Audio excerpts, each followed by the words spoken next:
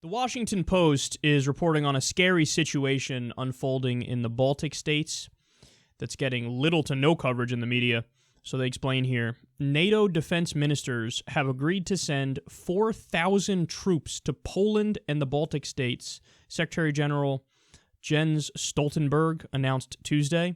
The same day of NATO's announcement, Russia was set to begin a week-long series of snap readiness drills to ensure its troops were ready to mobilize in the event of a conflict.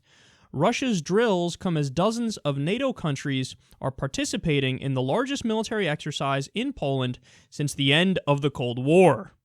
Poland and the Baltic states have called for an increased NATO presence in the wake of Russia's annexation of Crimea and its actions in eastern Ukraine. The additional NATO troops are just one more element to a growing number of deterrence measures announced at the Wales Summit in 2014 and fully implemented in recent weeks, according to Stoltenberg. Those measures include a 40,000-strong reaction force and a spearhead task force that is capable of reacting to hotspots in a matter of days. Now, the U.S. Defense Secretary went on to say this, quote, "Strong deterrence is the best way to prevent a war." A lot of you are probably having the same reaction that I had at one point on this story, which is, wait, what? We're talking about war? We're having a conversation about war? What's going on? What do you mean? So you have to go back a few years to really get the full context of this, and actually further than that. But what happened in Ukraine is super important. So you had, there was a leader who was basically pro-Russia in power. And you had this groundswell of support for a coup, a revolution, whatever the fuck you want to call it. So some people say that there was, on the part of the West, there was this attempt to muster up dissent and anger and then overthrow this government that is pro-Russia. And eventually that leader was ousted. So you had Ukraine, which according to previous agreements was supposed to kind of be neutral between the West and Russia, now all of a sudden becoming, because of the new leader and this coup or revolution, becoming more pro-West. Now, Russia didn't like that because they viewed it as NATO encroaching closer on their borders. They viewed it as an aggressive act. They viewed it as going back on previous agreements that NATO wouldn't inch any closer to Russia. So in response to that, Vladimir Putin decided, well, we're just going to go take part of Ukraine. We're going to go take the Crimea, as they call it. So they went in there. They basically annexed Crimea. And as a result of that, naturally, there's been this trade-off with escalation now, where the U.S. has put sanctions on Russia. The U.S. is running military drills in the region. NATO is running drills in the region. Russia is responding with their own drills. There's continued fighting on the ground in Ukraine. People are concerned. Hey, what is Russia going to do? Are they going to basically try to continue to knock off certain parts in the Baltic states to try to bring back the former Soviet Union, to try to make it so that all these former client states that were part of the Soviet Union, and then they were client states, are they going to try to make it so that more don't go to NATO? Are they going to try to make it so that current NATO states have to change their alignment? Are they just going to go in there and annex more places like they did with Crimea?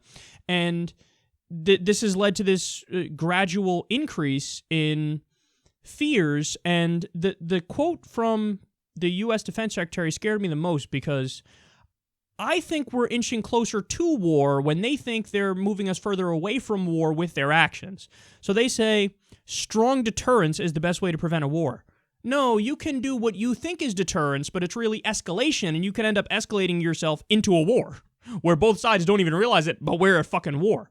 So they say, oh, we're concerned about increased Russian aggression, and the part of that makes sense, I would say.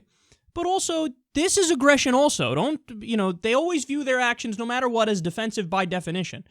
No, if you take 4,000 troops and you put them on the Russian border and you start doing drills and they're combat ready, you know how Russia's going to take that? They're going to take that as an aggressive action.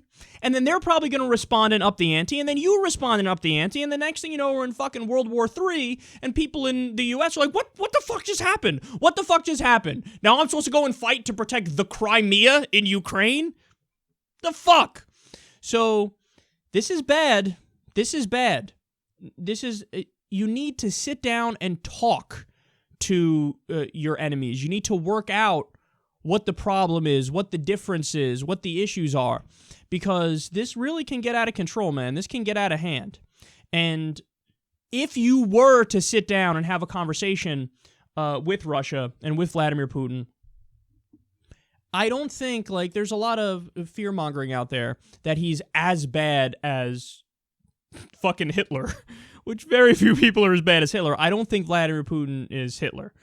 You could obviously disagree with many of the actions he's taken, and I do, but the argument that people make to say he's like Hitler is, well, this is kind of how Hitler started, where he would take one territory and go, okay, no, I'm done. I just wanted that one because I wanted to get back what the former Germany used to be like, and we were smaller, and then I wanted to expand just to make it so it is what it was with the Sudetenland.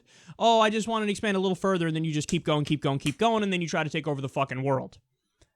Is that something that Vladimir Putin would do? I don't think so. He's a bad dude in many ways, but I don't think he's going to do that. So when you up the ante and respond aggressively to perceived aggression from them, and then he does the same, you're just inching closer to war for no goddamn reason. So sit down and talk it out and understand where both are coming from and try to come to a good solution. Because it's not like, see, people make it seem like they're so immensely irrational that they don't even have an argument to begin with, but that's not true. If you know the previous agreements, when the Soviet Union broke up, you would know that part of that agreement was NATO and the West were not supposed to inch closer to Russia's borders. It's supposed to stay exactly as it was. And it didn't. NATO did keep inching closer and closer to Russia's borders, and they view that as aggressive. So if you say you're not going to move closer, then you do move closer, and then states that were client states of Russia are no longer client states of Russia, well, then they're viewing that as aggressive, and so they're taking back some parts that they thought were supposed to be these neutral places to begin with, this wall of separation between the West and the East. So they have an argument, is my point. Now, I don't agree with every aspect of that argument, and you can make a case for, hey, if it's organic and if it's genuine and if it's grassroots, shouldn't some of those states be able to be more aligned with the West if they so please? That's a different argument and one I'd probably agree with. But let's stop pretending like they are so irrational, they are so wrong, and we are so right. So the best way to address the situation is to send 4 battalions to their border who are combat ready and have 40,000 troops that are combat ready in a few days. No, that's only going to make the situation worse. We got to think about this. We can't keep escalating and escalating because eventually, history shows you keep escalating, eventually you end up in a war. And man, the dumbest wars imaginable are the wars where people can't even tell you exactly why we're in the war.